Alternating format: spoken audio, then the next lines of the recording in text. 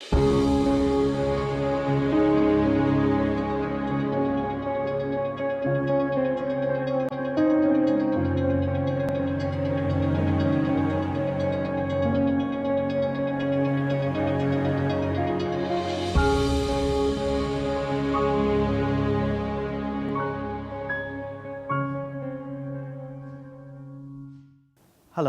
my name is Pastor Niru Patel. Today I'll be speaking on the topic of oracles, specifically in relation to the Gelugpa tradition of Tibetan Buddhism. Oracles are people who can take trance of particular deities. By that, I mean the mind and energies of a particular deity can temporarily inhabit the body for a period of time.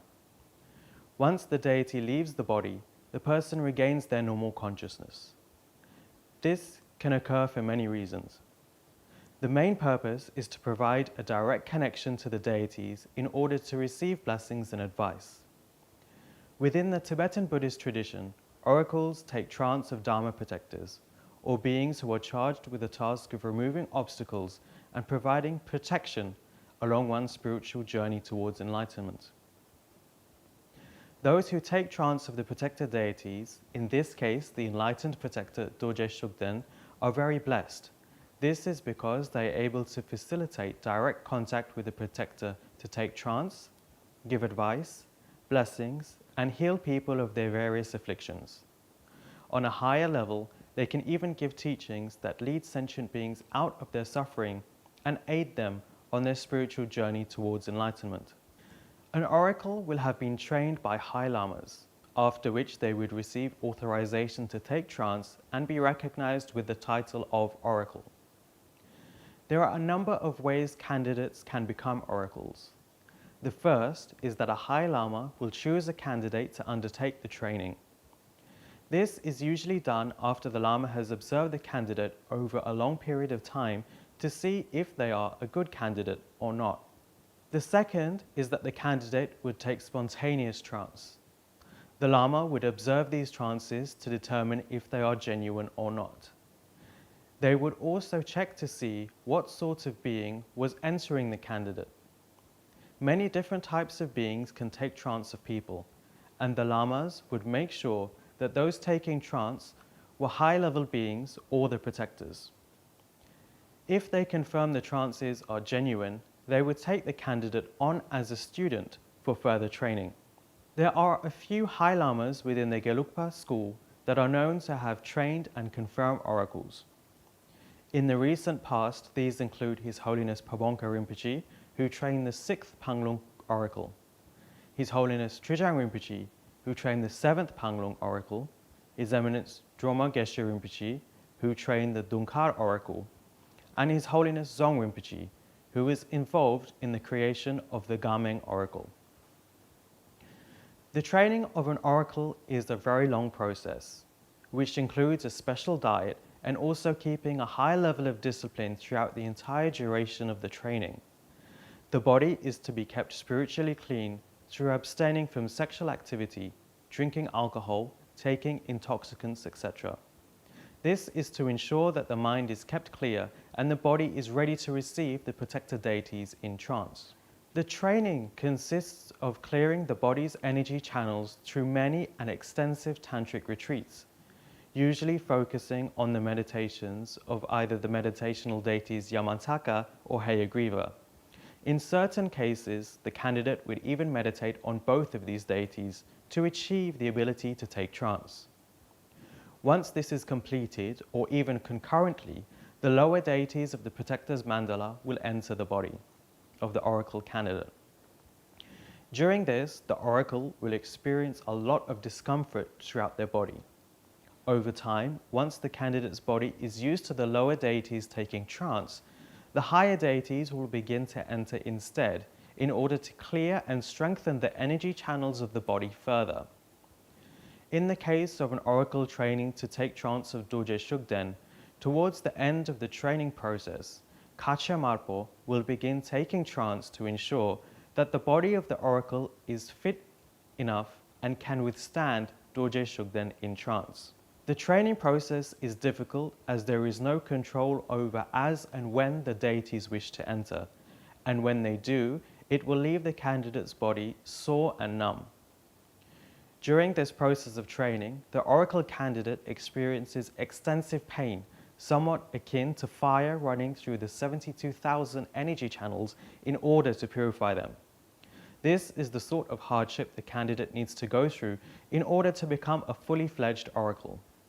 By the time a candidate can take trance of Dorje Shugden, it means they have gone through a great deal of pain and endurance. At the same time, however, it is also a great testament to their guru devotion, as without the guru, they will not be able to take trance or even undertake the grueling training process. I'd now like to share with you the official process of an official trance session in accordance with how it is engaged in by the Venerable Panglong Kuten or Panglong Oracle. So for a normal trance session, the protector's regalia, that is his clothes and ornaments, is placed on the protector's throne. The throne is permanently placed in the Tenkang or protector chapel. In other cases, the throne is placed in the middle of the temporary venue the trance is going to take place. The throne with the regalia is set up in advance of the actual trance session as it signifies the arrival of the protector. This throne is somewhat similar to a lama's teaching throne, but with some differences. These include a footrest, as the oracle sits with his legs down rather than cross-legged. The throne itself is reinforced to take the weight and movements of the protector in trance of the oracle. There have been some instances where the protector's throne has broken due to the power and wrath of the protector in trance. Therefore, having a very strong and sturdy throne is a must. The clothes themselves are made from the finest silks, and the headgear is made from gold, silver, copper, and precious stones. This is because they are offerings to the protector himself. When the oracle arrives, he is traditionally escorted into the hall by monk officials carrying incense and with full ritual music. Before the trance begins, the oracle will offer serkim or golden drink offering to the protector. This is a prayer from the oracle for the trance to be smooth and for advice given to be clear. Once this is completed, the oracle will proceed to wear the protector's regalia. If the oracle is a layman, he will be wearing a Tibetan chuba. If ordained, he will be wearing the monk's robes. The clothes of the protector are worn on top of this usual clothing. The first item to be worn are the boots, followed by the long golden robe of Dorje Shugden made of fine silks and brocade. On top of this robe is a tule, a traditional top garment worn by deities in Tibetan Buddhism, made from brocades and sewn together to form a square with a hole in the center, and this is worn over the head. Next is the breastplate, which is in actual fact a melong, or traditional Tibetan mirror. This is important as the protector will knock the mirror using a ring he wears to signify he is very happy with the person he is talking to, or his acceptance to fulfill certain requests. Next, placed around the oracle's neck is a 7-colored piece of cloth. These consist of the 5 usual colors representative of the 5 Dhyani Buddhas, plus silver and gold.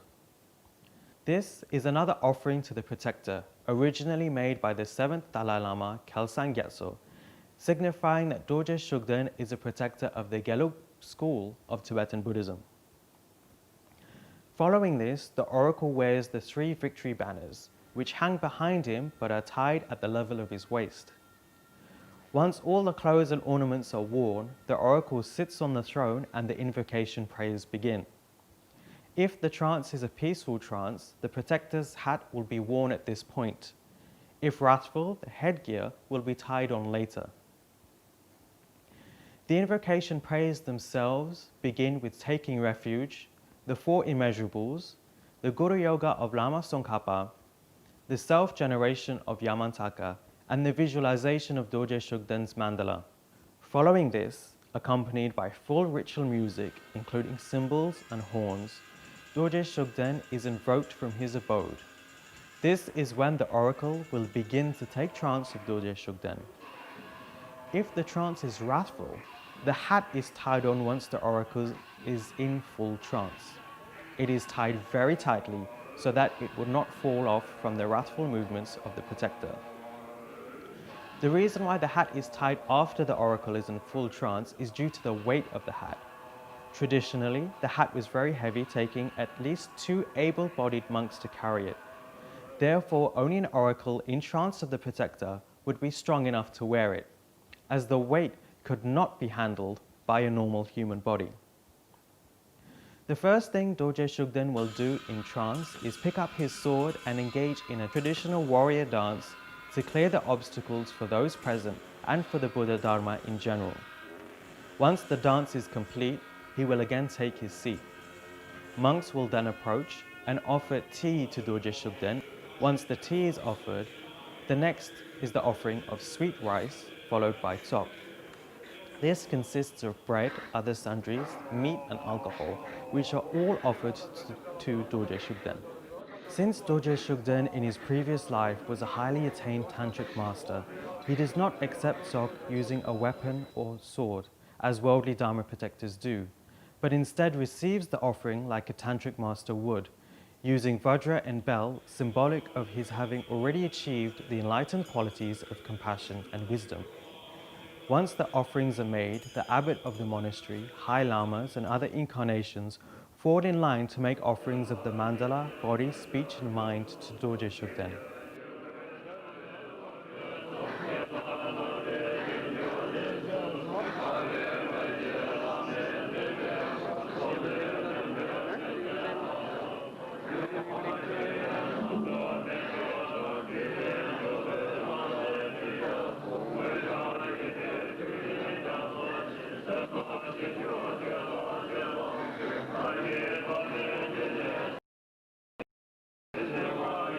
अब इसके बाद में छोड़ो।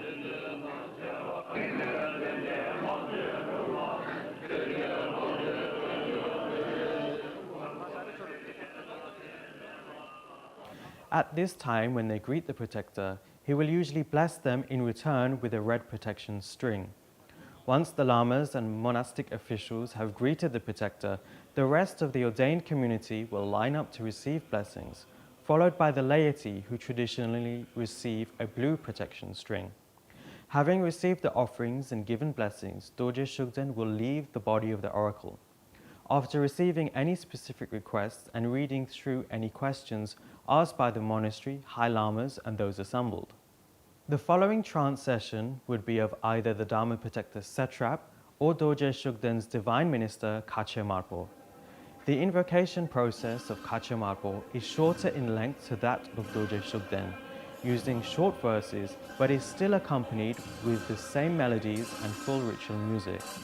When in trance of the oracle, Kechara Marpo would proceed with the same type of traditional warrior dance as Dorje Shugden, this time using his own implements, which can include a spear or bow and arrow. Following this, Kechara Marpo makes offerings to the high lamas on behalf of Dorje Shugden.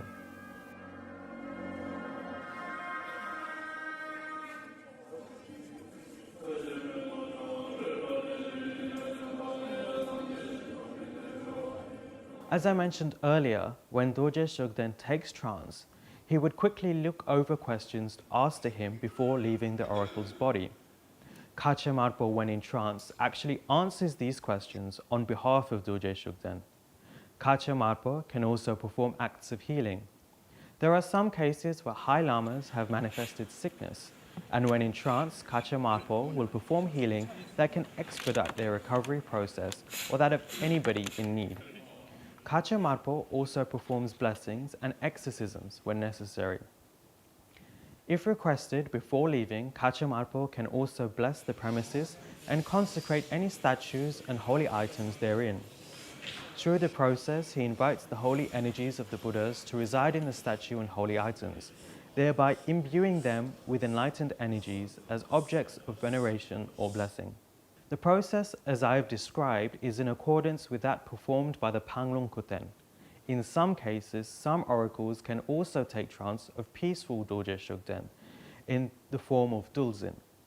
This is a different sort of trance, where the oracle will be adorned with the clothes of a monk, a high lama's coat, and Lama Tsongkhapa's golden pandit hat. Sitting cross-legged, He will have a red silk cloth which he will use to wipe his face every time he wishes to say something. This action of wiping his face signifies clearing the obstacles of those present in order that they can receive his clear advice. This peaceful trance is very special. In the form of Dorje, Dorje Shugden can stay in trance in the oracle for a very long time, giving detailed advice, many Dharma teachings, and even bestowing empowerments of various deities. In fact, within the Gelugpa lineage, there is a tradition of divination based on the enlightened energies of Dorje Shugden. The text used for this sort of divination was actually composed by Dulzin Dorje Shugden while in trance of the Choyang Dulzin oracle in the Protector Chapel at Ganden Shatse Monastery. Therefore, this divination is very unique as it was taught by Dorje Shugden himself. His Eminence Sem Rinpoche has received this practice and the transmission of this text. Trances, such as the peaceful trances, are rare as they are usually longer in length than wrathful trances. These longer trances enable us to receive detailed advice and even Dharma teachings directly from Dorje Shugden. They are rare for two reasons. The first is due to the strain put on the oracle's body to withstand the enlightened energies of Dorje Shugden, and the second is that we may not have the good karma or merit to receive the teachings directly from Dorje Shugden. Those who have received teachings from Dorje Shugden directly in trance of an oracle are very privileged.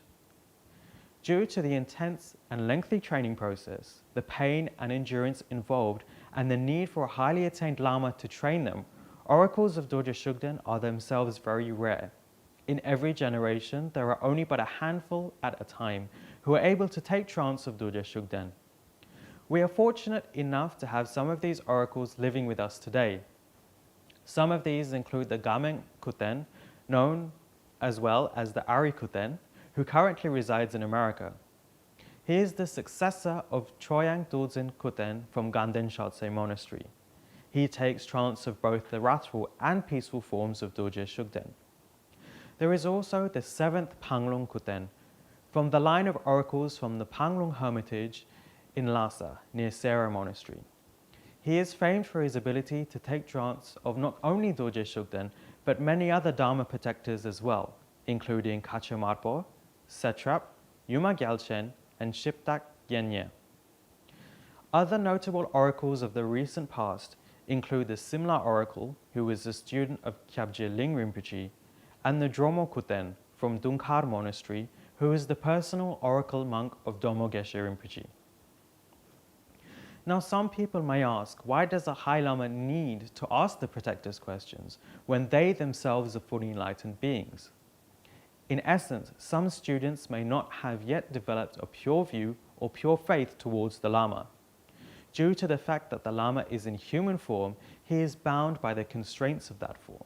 Hence, the Lamas will consult the protectors through the oracles so that the students can gain faith in the protectors. At the same time, the Lamas show their humility by not showing their clairvoyance and tantric powers to their students. There have been many predictions made by Dorje Shugden through oracles that have come true. Dorje Shugden has also given many blessings and granted protection for not only normal people like you and me, but important people such as His Holiness the Dalai Lama. For example, in 1959, Dorje Shugden gave explicit instructions and guidance to the party of His Holiness to leave Lhasa and to travel to India for His Holiness's safety. These instructions were very specific, including the timing and even the routes to be taken.